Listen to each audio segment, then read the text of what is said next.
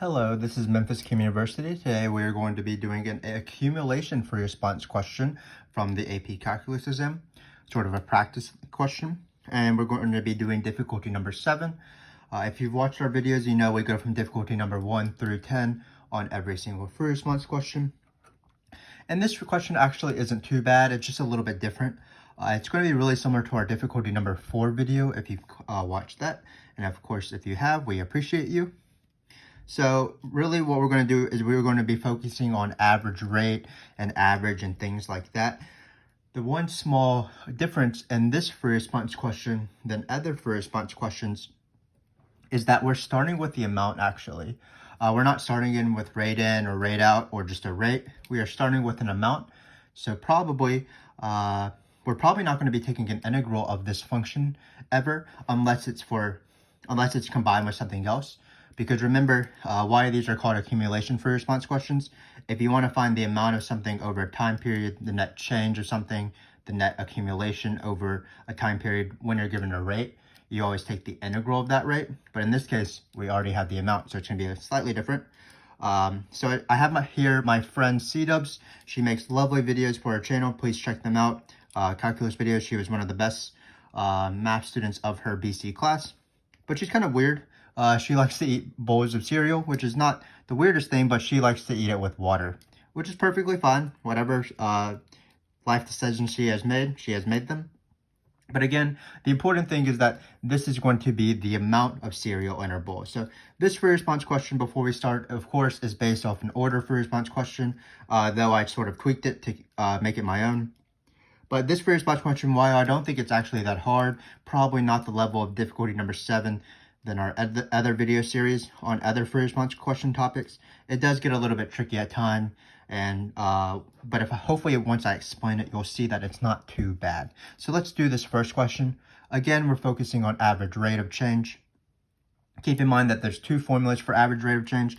One of them is, say it's the average rate of change of F and not C here. One of them is this, just the algebra slope of F. Average rate of change being algebra slope, calculus rate of change, or instantaneous rate of change being calculus slope, which is the derivative. So average rate of change, algebra slope. Instantaneous rate of change, at a time, calculus slope, derivative. But there's a formula for average.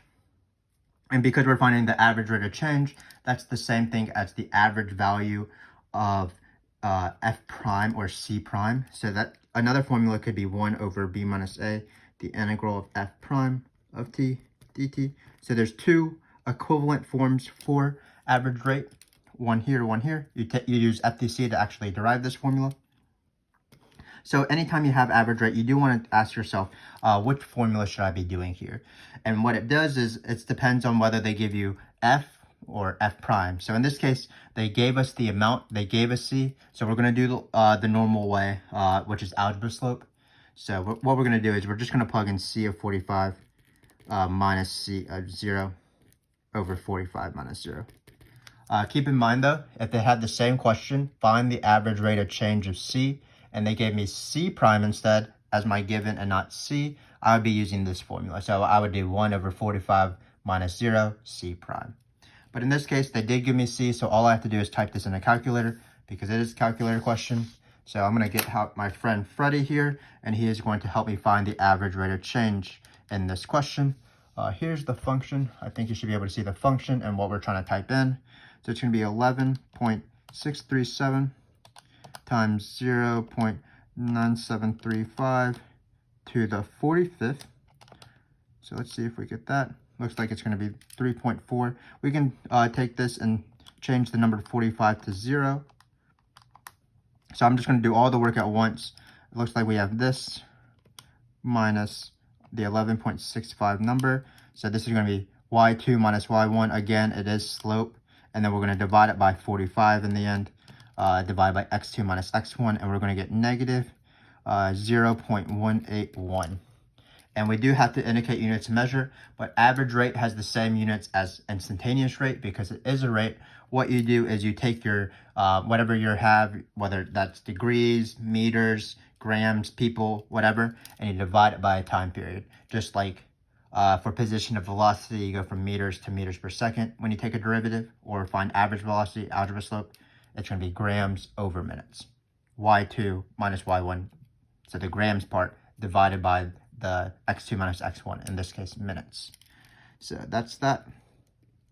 Again, a pretty easy question. Average rate is usually algebra slope, so you actually don't have to do any calculus here. But you do want to recognize that sometimes, and maybe like 10 to 15% of times, they will give you the rate so that when you do average rate of change, it will be this formula. So just keep wary of that, and also be careful with your units. If you take a minute and think about units, think about how position, velocity, and acceleration goes. As you take derivatives, you divide by a time, and as you go integrals, you lose a time. Then you should be pretty good with units in every case. So now we have a different question, of course. What we're going to try to do is we are going to try to find C prime of 30 and C double prime of 30. So I'm not actually quite sure whether this calculator can find C double prime of 30. Let's try it. Mint math. N derivative. Let's see if it has multiple derivatives. Doesn't look like it does. So that's a little bit of a tricky scenario. But let's first find the first derivative. So to find the first derivative, all I'm going to do is I'm going to take this function and take the derivative, of course. Freddie's going to do the work for me. So all I'm going to do is I'm going to type in x here, type in 11.637. Then I'm going to write parentheses, type in this guy right here, 0.9735, and then I'm going to raise it to the, it looks like we're raising it to the 30, so this is basically at the half-hour mark after she starts eating her cereal. So it's going to be 30. We're going to plug in. Oh, sorry, not 30. Oh, let me be careful. So you don't plug in 30 in the calculator into t. You have x or whatever your variable is, and you plug in 30 at the very end. So that's going to be negative 1.40 because we round to 3 places after the decimal. Negative 1.40. So I do not think that this calculator can take the second derivative. There are fancier calculators that are like Inspires with the computer assisting system or whatever CAS stands for that can take 2 derivatives, but it's not bad. It's not going to be too bad to take this derivative by hand, so let's do that. Keep in mind, though, that this is not the power rule. This is actually the a to the x rule. So let me remind you what that is. The derivative of a to the x is a to the x times ln of a. It's not x to a number, it's a number to x. So in this case, when we want to take the derivative of c of t, which is 11.637 times, this would be t, of course, 0.9735t. It's going to be a little bit weird because of these weird decimals, but it's still not too bad. The derivative of this, so this would be c prime of t, is equal to this thing right here because it's just a number in the front of a function. And then the derivative of this is we're going to apply this rule for, so it's going to be this same thing. And then keep in mind it's times ln of the base and not ln of t, for example. So it's going to be, rewrite this, times the ln of this thing. Great. So the derivative basically only adds this term as multiplication at the end. So we'll separate our work. And when we find c double prime of 30, we're just going to do the same thing. Let the calculator take this final derivative, and we're going to plug in 30 at the very end. So let's do that. So let's go to our function, and we're just going to insert this ln of 0.9735 into our derivative. Because notice the derivative is the same thing as the function, except just multiplied by this thing. So if you want to see what I typed in, it's still this is going to be the derivative right here, because I have the ln of a in here, and I'm going to plug in 30. So this is what this is going to find is the second derivative of 30, because it's taking the derivative of c prime and plugging in 30. And again, you plug in 30 at the very end. So it looks like we're going to get a pretty small number, 0.00375. Great. So now we have to explain the meaning of the values and the context of the problem using correct units. So first, let's apply correct units to this question. So just keep in mind, again, just position, velocity, acceleration. When you take derivatives, you divide by time. So in this case, we start off with grams. So the units of C prime will be grams per minute, because the time period is minute here. And then when we take another derivative, we're going to divide it again. So it's going to be grams. Some people write per minute, but I like to write per minute squared, sort of like acceleration is meters per second squared usually. So now let's explain the meaning of these values and the context of your question. So we're going to do it separately. We're going to do one for C prime and we're going to do one for C double prime. So anytime you have a derivative, what you want to say is, well, that thing is, for example, C is either increasing or decreasing. So C is the amount of cereal. So the amount of cereal is decreasing because it's this is negative at this rate.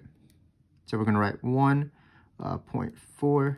So notice I'm not going to write negative here. I'm just writing, because the word decreasing implies that it's negative. So negative 1.40 grams per minute. And then they like to mention the time number that you plugged in at t is equal to 30. So this would be the interpretation, because, again, the negative is less than 0. So what about the second derivative being positive, for example? Well, this is where people will get confused when they ask it back to back. Like sometimes they'll say, prove that the amount is decreasing, and we just did that. We showed the first derivative is negative. And then the next question they like to say, is the amount decreasing at an increasing rate or decreasing rate? And people have no idea what that means. They know what the amount decreasing means. That just means the derivative is negative, but they don't understand when it means decreasing at an increasing rate or decreasing at a decreasing rate. And basically all it's asking is, what we want to know is whether the rate is increasing or decreasing, just like how we wanted to find whether the amount is increasing or decreasing. So in this case, because the second derivative is positive, that means that we are going to be decreasing, because this is negative, at an increasing rate though, because C prime's derivative, which happens to be C double prime, is positive. So we're going to interpret this one in this box right here. The rate itself, the rate of change of the amount, even though it is decreasing, even though it shows that the amount is decreasing, the rate itself is increasing because its derivative is positive. That it was very confusing. Hopefully I explained that decently well. Let me go over it after I write this. So the rate of change of the amount is increasing at this rate right here in grams per minute squared. Grams per minute squared. Hopefully you can say that minute is squared. At t is equal to 30. And that is our answer. So again, let me try to explain the difference between this one and this one. So any function is decreasing when f prime is negative. Any function f is increasing when f prime is positive. So there's two derivatives here. So that will tell me whether two things are increasing or decreasing. So C prime being negative tells me whether C is decreasing or increasing. C double prime being positive or negative tells me whether C prime, which is the rate, is increasing or decreasing. So in this case, we had C prime is negative. That means the amount is decreasing. And then we wanted to see whether, even though we know the amount is decreasing, we wanted to know whether the rate is increasing or decreasing. And that's going to be based off a different number. That's going to be based off the derivative of the rate, which in this case is C double prime. So again, if you want to keep it straight in your head, any function is increasing when its derivative is positive or negative. So just find the function, in this case C, and then take its derivative, C prime, positive or negative. And then if you wanted to see where C prime is increasing or decreasing, find C prime, this function right here, and then take that derivative, which happens to be C double prime, and see if it's positive or negative. So any function f is increasing when f prime is positive or negative. So locate that function first, and then take the derivative, no matter how many primes it actually has. So hopefully that made a little bit of sense. We will move on and talk about average amount. So if you know the average formula, the average value formula, value is not the big word here, it's just average of the amount. You could have said average value of the amount. Remember, the big question is average versus average rate usually being algebra slope. But average of a function over a time period is 1 over b minus a, the integral of f of x from a to b.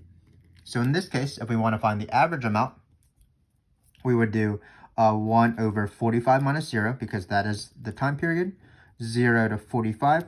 And then in the integral, don't put the prime, put whatever you're taking the average of. If we were to find an average rate, we would put the prime here because we would be wanting to find the average of the derivative of f. That's the rate of change of f. But in this case, we want to find the average of the given, which is the amount formula. So we're going to put this into the integral. So it's going to be 11.637 times 0. Sorry, I have to keep flipping back and forth because my memory is not very good. T. So this is going to be the average. But it actually asked me a little bit harder. They're not asking me to find the average of the amount of cereal in her bowl. What she wants us to do is to find some sort of equation. So we need to solve for a t, actually. We're not finding the average over a time period. So let's read what it says.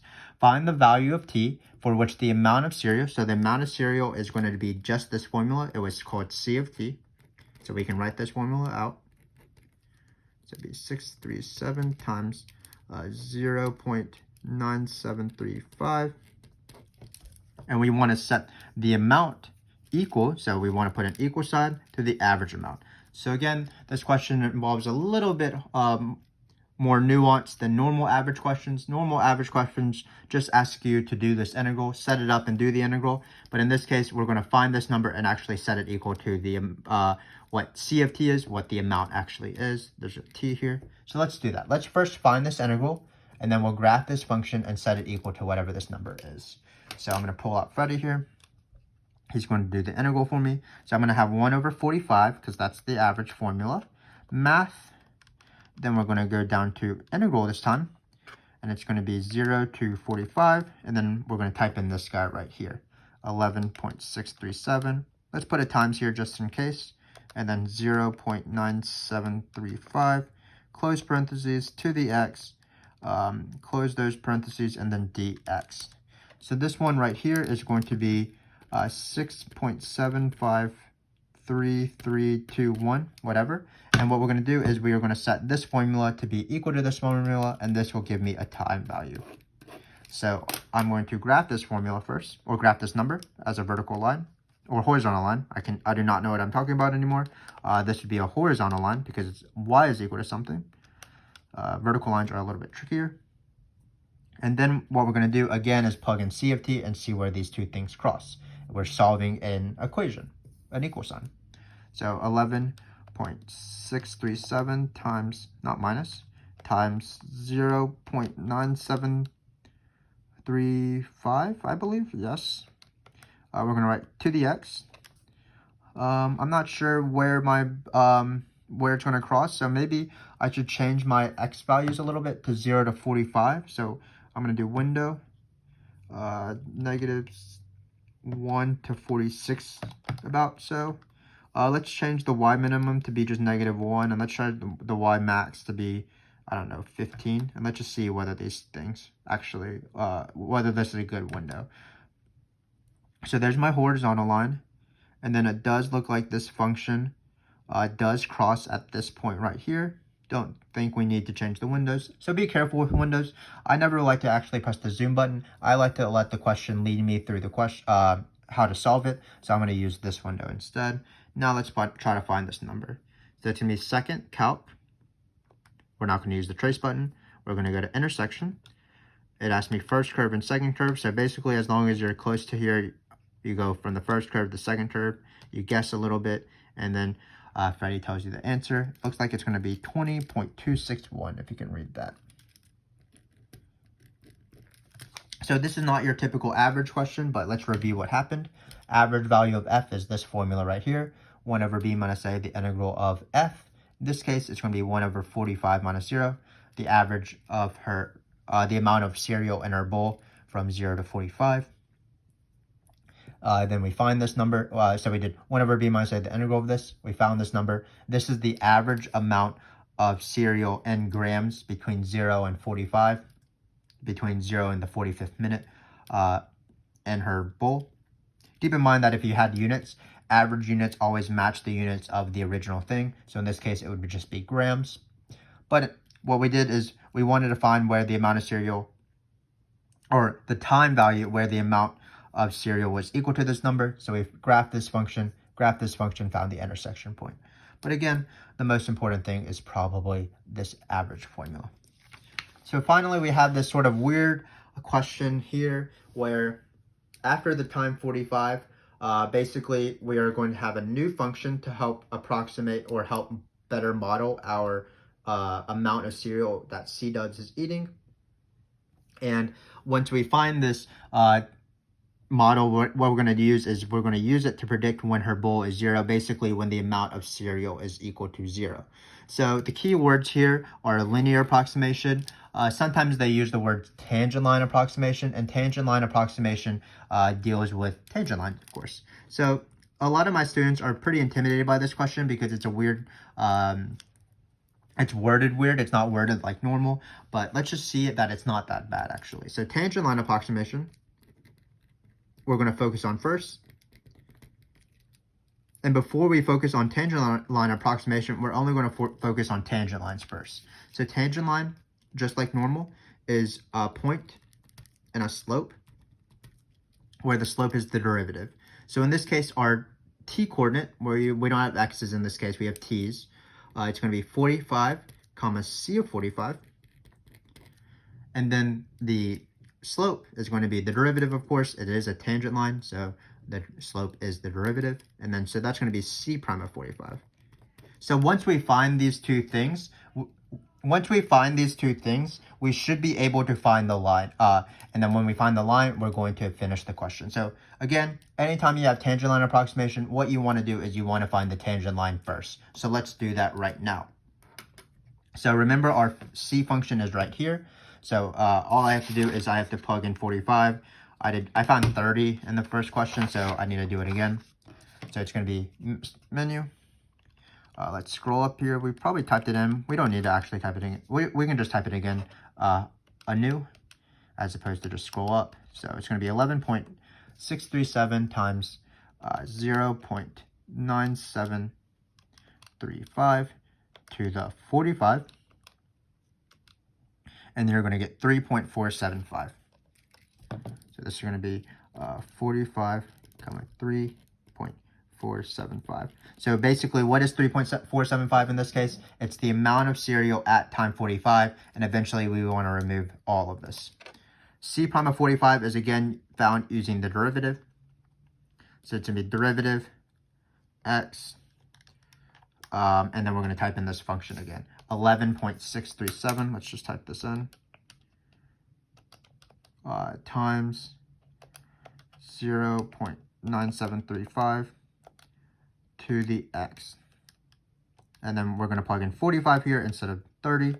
And then we're going to get negative 0.9333, it looks like. There's two zeros here. This is what the derivative was. So again, anytime you have tangent line approximation, these appear more often on the differential equation free response question if you want to check out our videos on that. But anytime you have tangent line approximation, it's still all about tangent line. So you first want to find the tangent line. And of course, when I write the tangent line, I'm going to write it in point slope form. I'm not going to write y here because they want to use the variable L for some reason. So it's going to be L of t, which is just y basically, minus the y coordinate. This is how point slope form works. Y minus the y coordinate equals the slope, which is the derivative in this case, times t minus 45. And usually what they ask us to do, this is the tangent line, y minus y1 equals slope times x minus x1. Usually they ask us to approximate a different time value. So for example, a lot of times they would say, use this tangent line to approximate the value of the function, how much cereal is in her bowl at for example, 48. So you just plug in 48, bring it over, things like that. But in this case, they want us to actually define when the amount of the cereal will be, the amount of cereal in her bowl will be nothing. Her bowl will be empty. So we're not actually going to plug in a value for t. We're going to solve for a value of t. So we want to plug in something for L of t, and that's going to be 0, because that's when her amount of cereal will be 0, or amount of cereal will be empty. So we're going to get this. We're going to solve for it right now, and then we're going to get this. So this shouldn't be the worst thing to solve for. I'm just going to have this divided by this, and then I'm going to add 45. So we're going to do that. It's going to be 3.475. So I think she's a very slow eater, but that is definitely not something to disparage her in for. So it's going to be this.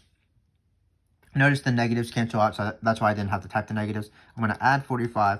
Looks like it's going to take her 82, time being 82 to finish her bowl of cereal. So it's going to be t is equal to 82.233. And that's how you do tangent line approximation. Cut off this 3 here. So let me just review each of these questions a little bit, and then I will let you guys go.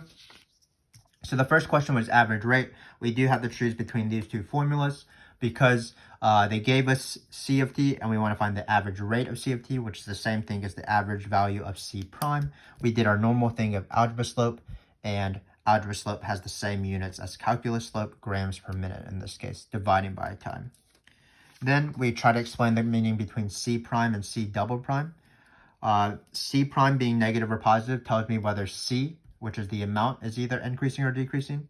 C double prime being positive or negative tells me whether C prime, which is the rate of the amount of change, or the rate of change of the amount, is either increasing or decreasing. So again, for all these interpretation questions, find what you want to see is increasing or decreasing, and that's dependent on whether that derivative is positive or negative. Finally, we had some sort of weird average question. So for this average question, this is the formula for average, 1 over b minus a times the integral. And here we didn't want to find the average over a time period. We actually wanted to find a certain time when the amount would equal that. So we found the average amount over the time period, and then we set it equal to the average, the amount formula, and use a calculator to solve that by graphing. Finally, we had a linear approximation question. We shouldn't be intimidated by those questions. They are actually pretty easy. They're all about tangent lines. So we first cover up whatever the weird sentence is and find the tangent line first. That's going to be point and slope, where slope is derivative. We're going to set up the line, and then instead of actually finding the approximation at a different time, what we did is we plugged in 0 here because we wanted her bowl to be empty, which means the amount of cereal is 0. So again, point and slope, where slope is derivative, then work with it when you're doing the approximation. So as you can see, some of the questions in this free response practice were worded a little bit strangely, but it still wasn't the hardest free response question imaginable. So if you can stick to the rules, and you can, for example, average rate versus average, what does a derivative being positive or negative tell you about a function? Tangent line approximations.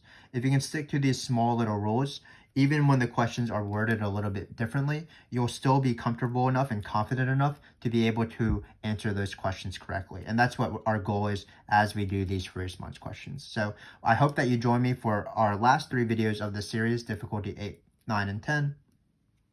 They should be quite a bit of a challenge, hopefully, for you guys. Until then, thanks again for watching. As normal, we do appreciate your support of our channel, and I hope to see you next time.